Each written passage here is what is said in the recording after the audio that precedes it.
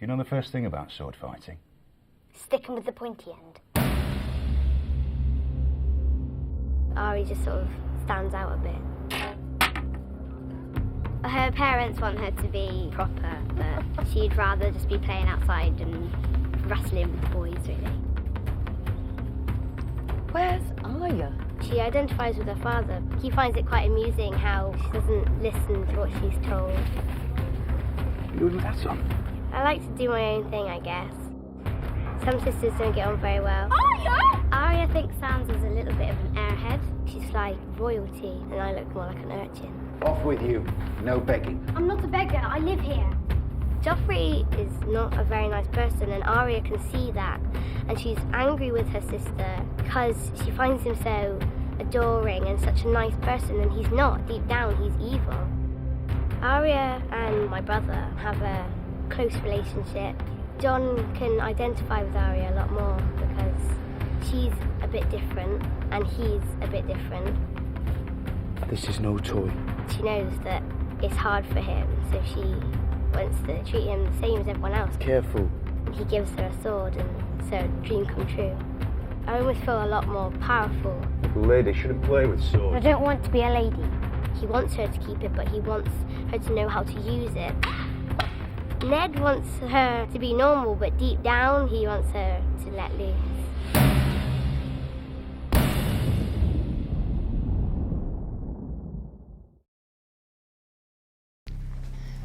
Brandon, I want you to promise me no more climbing.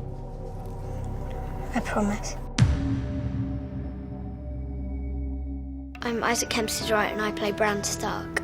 Well, he lives quite an easy life to start with. He loves climbing, he's the son of a lord. He has quite a good relationship with his father. In the first part of the episode, he has to go to his first beheading, and his father's trying to teach him about it. You understand why I did it? Jon said he was a deserter. But do you understand why I had to kill him? Oh, where's the old boy? The man who passes the sentence should swing the sword. They're on their way back from this execution, and they find this dead direwolf, and there are like 5 puppies. Jon Snow manages to convince Ned that it's an omen. It's meant to happen. Lord Stark, there are 5 pups. 1 for each of the Stark children. The direwolf is a sigil of your house. We were meant to have them. The sigil of House Stark is a direwolf, and there's 5, 1 for each of the children. Name of Bran's direwolf is Summer. It's such a great story. It's really like action-packed. It's really cool.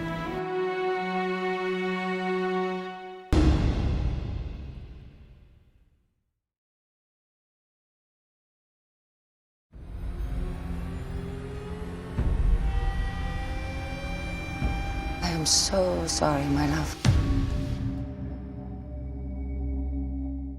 My name is Michelle Fairley, and I play Catelyn Stark. She's a good mother, a devoted wife. Her relationship with Ned, it is a very genuine and true marriage. She respects him enormously, but she also sees him as a human being. I have no choice. That's what men always say when honor calls. You do have a choice. They have children, and that is a very big priority to her. All the Stark children have a thread of commonality, but they also have incredibly individual characters as well. They're just a lovely contrast. She does not agree with war, but she becomes a warrior. She is a woman, but she is learning to think like a man. She does not know that she's about to set off on this journey, and that's the way it happens. Essentially, it's about people caring, fighting, loving, hating. It's all about that clash of morals and respects and lands and traditions. It's wonderful. I absolutely love it.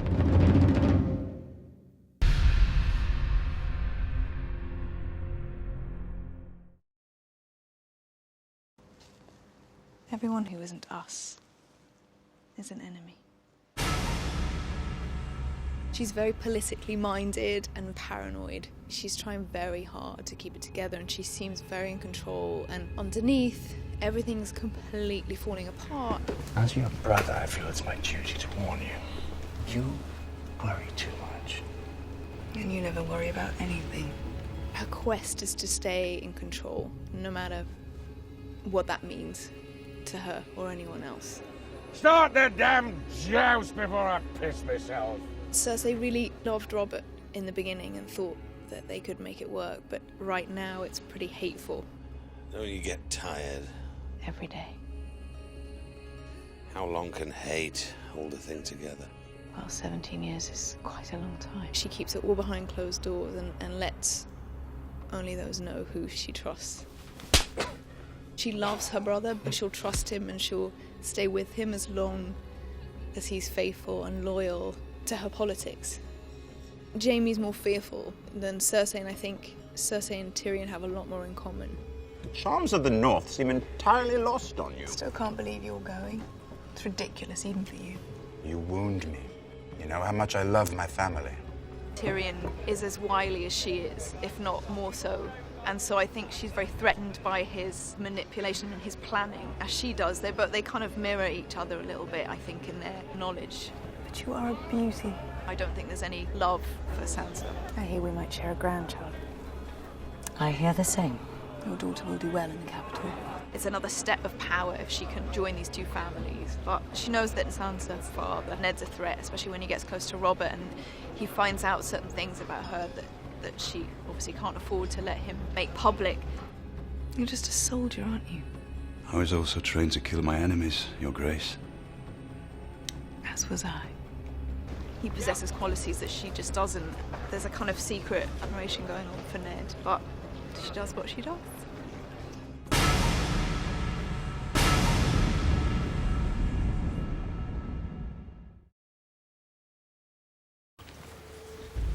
Tell them to stop. You want the entire horde to stop? For how long? Until I command them otherwise. You're learning to talk like a queen. Not a queen. A Khaleesi.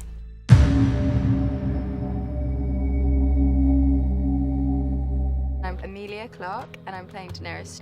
She goes on such a journey. She's an incredibly strong, powerful woman who doesn't quite come into her own until much later on. She is the blood of the dragon. Our family's symbol is the dragons, and they haven't been around for quite some time, but the myths and the legends that go along with our family is all centered around the dragons. I think that there's always this essence of that within her that she doesn't quite realize until the moment of her wedding, when she gets presented with the dragon eggs and there's this connection she can't quite explain. It blossoms into that being what gives her her strength, and that's what she goes back into every time. That's like where her resolve is. She has a bizarre relationship with her brother, and there is this kind of underlining sexual thing going on. It's kind of like, I'm his property, so that's how he sees it. And so he gets us into this situation where he decides to marry me off. He uses me as a pawn to try and get what he wants. When they write the history of my reign, sweet sister, they will say it began today. The wedding starts off where we have the presentation ceremony. I get to stand, and Khal Drogo takes a good look, decides that he likes me, so then that's it, I'm gonna get married. Where's he going? The ceremony is over. But he didn't say anything. Did he like her? Trust me, Your Grace. If he didn't like her, we'd know. He's this huge, formidable creature that she's completely and utterly petrified of, and she doesn't know if she can deal with the situation. And so it comes to the wedding, and it's a baptism by fire for me being introduced to his culture, basically. So there's death, and there's sex, and there's violence, there's blood and guts, and these foods that she's never experienced or tried, and this whole other world that she's just been thrown into. Are you from my country? It's a Jorah moment of Bear Island. I served your father for many years. Jorah teaches her the Dothraki ways. He's kind and he takes care of her. He's an incredibly important person to Dany, but he helps to give her strength. Every time she wavers, he's there. Every time she's kind of unsure about something, he's there, and he helps to just make her stronger and stronger, and I think she really trusts him. What do you pray for, Sir Jorah? Home. I pray for home too. It's just the best story, because at the heart of it is fascinating, and there's so many twists and turns, and when you think you've got it figured, it completely changes its mind. There's real emotion, and there's real relationships that you can understand and relate to, and you feel for them when they die, and there's the magic as well. It's just brilliant. It's a wonderful story.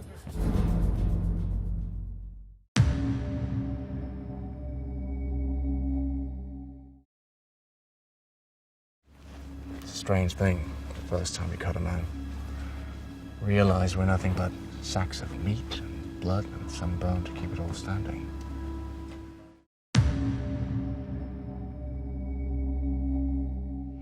I'm Nikolai Coster-Waldau. I play Jaime Lannister. Game of Thrones, as it says in the title, is about the game you play for power. These families that all fight for the power of the country. The Lannisters that are the most powerful family, the richest family. Then you have the Baratheons. Robert Baratheon is the king, married to Cersei Lannister, who's the queen, so the Lannisters have a lot of power. My character, Jaime Lannister, you see him first, you think he's evil. And then as you dive into the story, you realize, well, maybe it's not just black and white. There are more shades to it. He's a member of the King's Guard. He's like the bodyguard to the king. He's also known as the Kingslayer. Kingslayer! Get in here! Because he assassinated the previous king. When I watched the Mad King die, I remembered him laughing as your father burned. It felt like justice. Is that what you tell yourself at night? This previous king was evil, but there's this code of honor that he broke. He finds it difficult to accept that people just don't thank him in a way. On top of that, he has a very special relationship to his sister. She's the queen, and it's very complicated. I think he depends on her. She's kind of the only one who really knows him and accepts him, and he loves his brother. Little brother. Beloved siblings. You don't really see Jaime having fun with anyone, but you see him having fun with Tyrion. They have a very dry wit. Don't leave me alone with these people. I'm sorry. I've begun the feast a bit early, and this is the first of many courses. I thought you might say that. But since we're short on time... See you at sundown. Close the door! He is a soldier, and he doesn't care about the politics. He understands it, and he knows how to, maneuver in that world. You should be the hand of the king. It's an honor I can do without. The days are too long. The lives are too short. He knows the game, and he does not want to be directly involved in it.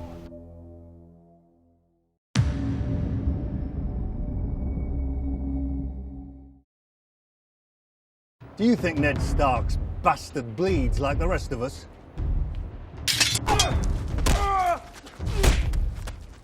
Well, Lord Snow, it appears you're the least useless person here. My name's Kit Harington and I play Jon Snow. I think Game of Thrones is different from anything that's been done. In lots of things nowadays you have black and white, you have good and bad. And this is brilliant because no one's totally evil or totally good. I would say Jon Snow is quite close to being that good person. He's always had to take the back foot in the Stark family. He's a byproduct of Ned's infidelity, but he's always got on very well with his brothers and sisters and his father. You might not have my name. You have my blood. There's a hell of a lot of inner turmoil. He's fighting between his ambition to be someone and to make a mark on things and his reality being an illegitimate child. It's Robb that's going to be the natural leader and is the heir to the throne. He has to vent his clear leadership qualities somewhere else. That's why he goes to the Night's Watch. The Night's Watch is a band of men who are at the edge of this world and want no part of the politics that goes on within the Seven Kingdoms. All of these people are sent to try and redeem themselves. It's essentially a kind of Alcatraz. I don't think Jon does expect what he gets when he gets to the Wall, and it's a really hard lesson for him to learn. He glorified this place in his head, and he gets there and he finds it's a dirty, half-built castle surrounded by people very unlike his family in the background he grew up in. He realises quite quickly that everyone at the Wall is equal and that he won't get anywhere unless he accepts that fact first and becomes a brother.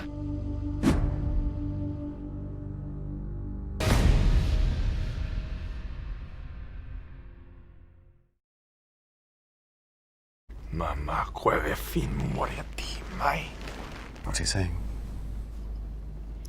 He says yes. Khal Drogo is a savage beast. He's a lion mixed with a silverback. He's never lost a battle, and whoever's got the longest hair is the biggest pimp, so I've got the longest. It's Khal Drogo. He said he has 100,000 men in his horde. The Targaryen boy crosses with a Dothraki horde at his back. The scum will join him. The Dothraki, very free, tribal, beautiful, loving. Maybe not too loving, eh? His wife comes to him as a gift, and he slowly falls in love with her, She just really shows me a world that I've never seen before. Little by little, you just see him warm up.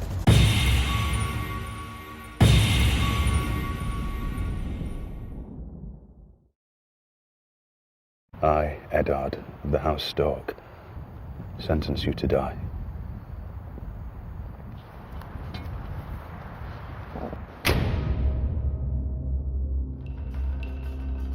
Ned Stark is known as the Lord of Winterfell, which is the northern section of the Seven Kingdoms.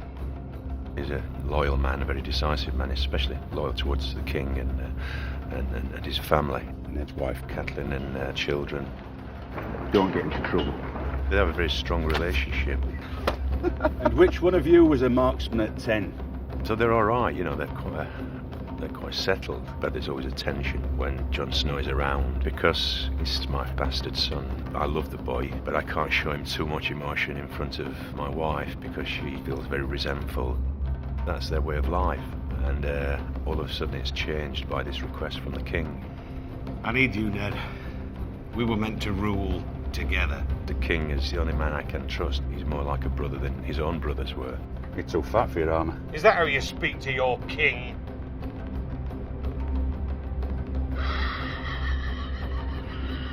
And I trust him, and that's why I decided to become his right-hand man. You're a loyal friend. The last one I've got. I know what I'm putting you through. Thank you for saying yes. It's quite heart-wrenching for Ned to leave his family. I have no choice. That's what men always say when honor calls. He loves his wife very dearly. He needs her. That's why he feels unsettled about leaving her behind. Half of the family stay in Winterfell and half of the family go down to King's Landing. A very disturbing kind of world, a pit of snakes really, where these very corrupt people are gaining more and more power, all with their own agenda. Chris, Robert's wife, Cersei, doesn't want him there. Nobody wants him there. What are you doing here? I might ask the same of you. What is it you hope to accomplish? He's nosing around, he's trying to find things out, looking into their affairs and finding, skeletons in the cupboard. Are you telling me the crown is 3 million in debt? I am telling you the crown is 6 million in debt. This is foolishness. He realises he's got to make some kind of ally to survive in this particular environment, so he does with Littlefinger. Very powerful man. You're a funny man. He can't just be honest and honourable in this society. It just doesn't work. He'd rather die than lose his honour and his loyalty and his sense of duty.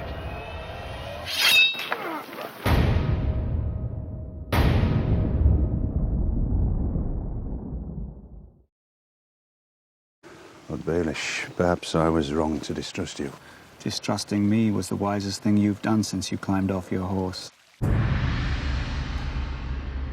Littlefinger is a player in the court of King Robert Baratheon. We are the lords of small matters here. I've got my finger in a few other pies as well. Brothels make a much better investment than ships, I've found. Whores rarely sink. He's a schemer, dreamer, double-crosser, with a steadfast resolution never to be bettered. Everyone's well aware of your enduring fondness for Lord Stark's wife. Littlefinger has been and remains obsessed with Catelyn. She treats me like a little brother. You're a true friend. Don't tell anyone. I have a reputation to maintain. Although I bear it well, it does not sit that well with me. Ned Stark's earnest and so righteous. You have my thanks as well. Now there's a prize. I like him, but I keep good with quite a lot of parties. Generally, I'm looking after number one. I have not had the pleasure, my lord. Littlefinger is interested in Sansa because she's Catelyn's daughter. She reminds me of Catelyn when she was younger. I won't tell anyone, I promise. No, please don't. Things in King's Landing or in the whole of the Seven Kingdoms are rolling towards, possible civil war. But Littlefinger thrives in times of chaos or of disquiet. That's when I'm at my sharpest and at my best. And having fun.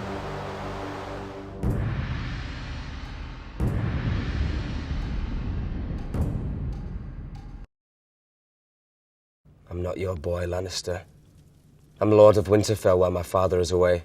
Then you might learn a lord's courtesy.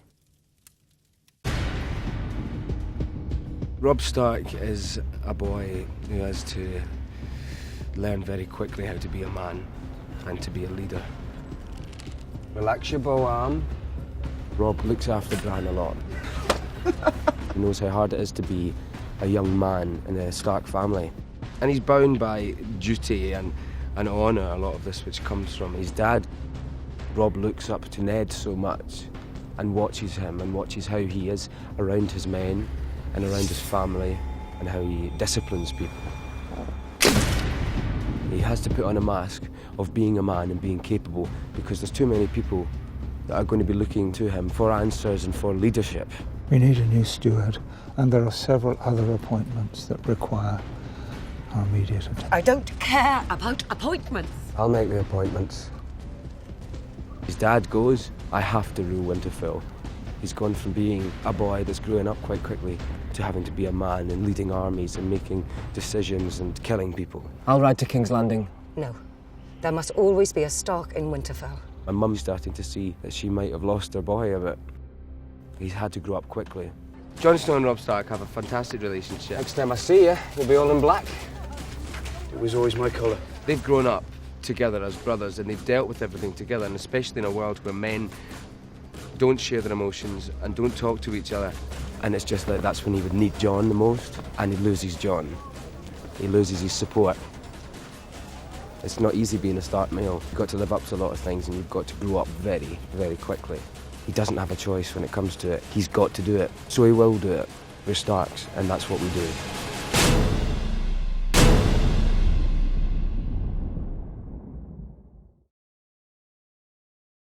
Your Grace, you got fat.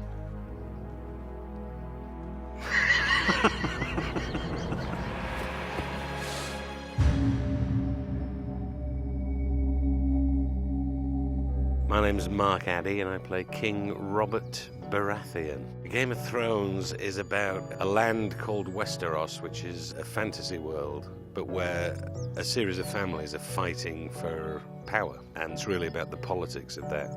Robert was primarily a warrior and didn't inherit his crown. He fought for it and won it. In the years since he became sovereign, he's really had no challenges to his position, so he's grown a little bit lazy. He enjoys a drink and hunting and doing all the fun things in life, really. I'm trying to get you to run my kingdom while I eat, drink and haul my way to an early grave. Robert is married to Cersei Lannister in the tradition of royal marriages for building power. By linking a powerful house with another powerful house, you create a much more powerful dynasty. It's a marriage in name, but not a happy marriage in any stretch of the imagination. The love of Robert's life is not his wife. It's actually Ned's sister, who is now dead, and he's never got over that. Did you have to bury her in a place like this? This is where she belongs. She belonged with me. Robert and Ned grew up together, and Ned was gifted Winterfell when Robert took his place at King's Landing. Robert has discovered that he's surrounded himself with people who may not have the best of intentions for him. He needs somebody to be his right-hand man. Ned is really the only person he can trust. I only ask you because I need you. You're a loyal friend. You hear me? A loyal friend. The last one I've got. I hope I'll serve you well. You will. Yes, he's a king, but he's not the kind of king that you would expect to see. He wasn't somebody who was born to be king. He's a fighting man and a working man who's won his crown. And he's really more down with the drinking, the girls, and everything else that gets you. So he's not really keeping an eye on the bigger picture.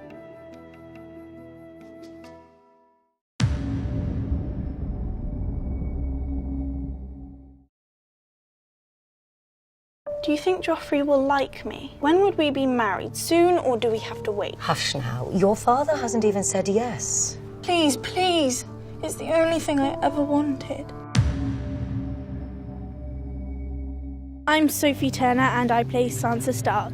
Sansa has a very independent view of the world because she's very unaware of what happens. She's the sort of girl that believes in princes and when her prince is going to come and take her on the horse and ride away into the moonlight and things like that. She's not so close to her father. She's more her mother's side. She loves her father so much, but I just think she doesn't show it as much as Arya does. She thinks that's not the queenly thing to do. She wants to be queen, of course. Her parents are already planning for her to get married to Joffrey. Sansa's already attracted to him immediately, the first time she sees him. She doesn't really care how his personality is right now, because he's just so good-looking and attractive that she just falls madly in love with him. Sansa's relationship with her sister Arya is a bit of a love-hate relationship. Arya! But I think that Sansa just disapproves of the things that Arya does. Arya dresses in dirty clothes. Sometimes she wears trousers, whereas Sansa's like, dresses, dresses, dresses. She has to look beautiful all the time. Not only is it a period drama, but it's also fantasy. And I find that really fascinating because it never happens in this world. Nothing like this happens. It stands out from all the other medieval dramas that are around.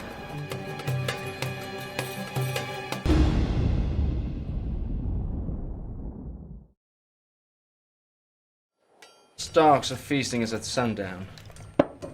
Don't leave me alone with these people. I'm sorry. I've begun the feast a bit early, and this is the first of many courses.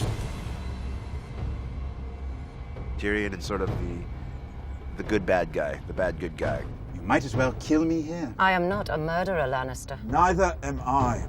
He has 0 powers with sword or physical defenses. So he has to defend himself with his wit and charm. How do you think Balin Greyjoy would feel if he could see his only surviving son has turned lackey? Careful, imp. I've offended you. Forgive me. It's been a rough morning. Oftentimes that works better than the sword. Look at me and tell me what you see. Is this a trick? What you see is a dwarf. If I had been born a peasant, they might have left me out in the woods to die. He likes playing with people's expectations of his size as well. He knows exactly who he is. What's your story, bastard? Ask me nicely and maybe I'll tell you, dwarf. Tyrion and Jon Snow have a common ground with each other. He is considered the bastard of his family, and I'm considered the bastard of mine, even though I'm of the same gene code. Little brother. Beloved siblings. Tyrion and Cersei both have a hard time being around each other. They see each other for who they really are. No, I just want to stand on top of the wall and piss off the edge of the world. Children don't need to hear your filth. Tyrion and his brother Jaime have a close connection because of the horrible things that they've been through together. My dear brother, there are times you make me wonder whose side you're on. My dear brother, you wound me. You know how much I love my family. Jaime has gotten them out of many tragic situations in the past. They have a real loyalty to each other. Tyrion has a lot of faults, but he's not one for lying. He sleeps well at the end of the day. See you at sundown. Close the door!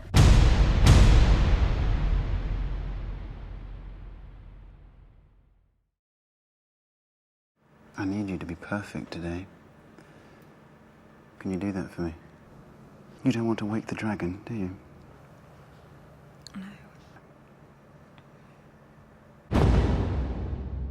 Viserys Targaryen is the true king of Westeros, and he's been in exile his whole life, and he's trying to get back to where he feels he belongs. And he will do pretty much whatever that takes. Your Grace, Yes, my dear? they call you the last dragon. They do. Being the last dragon, he carries a huge burden, which he has all his life on his own. And when he can't take it, something just snaps. You dare! You give commands to me. Have you forgotten who you are? Look at you! He's looked after his sister on his own for her whole life. He still sees her as this little sullen child. He doesn't realize that Daenerys turned into an adult when he wasn't looking. His relationship with his sister is going through a massive change, that suddenly he needs her to do something for him. Where for the whole life he's done everything for her. In that he's trying to marry her to Khal Drogo. The Dothraki are a tribal, nomadic race of people, and they are based very much around horses in terms of what they eat and how they travel and what they worship. Viserys doesn't have any experience or real understanding or knowledge of the Dothraki people. He just sees them in terms of their numbers, and Khal Drogo just in terms of a warrior, not as a person. These are my people now. You shouldn't call them savages. I'll call them what I like, because they're my people. This is my army. The Dothraki are fascinating, rich, powerful people with their own customs, and they don't care two hoops about his traditions and his family and his right to rule. He sees himself as their king now, and they don't treat him like that. He just refuses to adapt and change because he doesn't see their worth. Sir Jorah Mormont of Bear Island. I served your father for many years. Gods be good, I hope to always serve the rightful king. Sir Jorah Mormont is a knight in exile. I see him as a useful ally, and I love the fact that it's the first grown man, to actually call me your grace and to treat me like a king. But everything is subordinate to this higher purpose of his. Any human relationships, even with my little sister. He can make me. He wouldn't save her. He wouldn't save anyone if it meant getting the crown.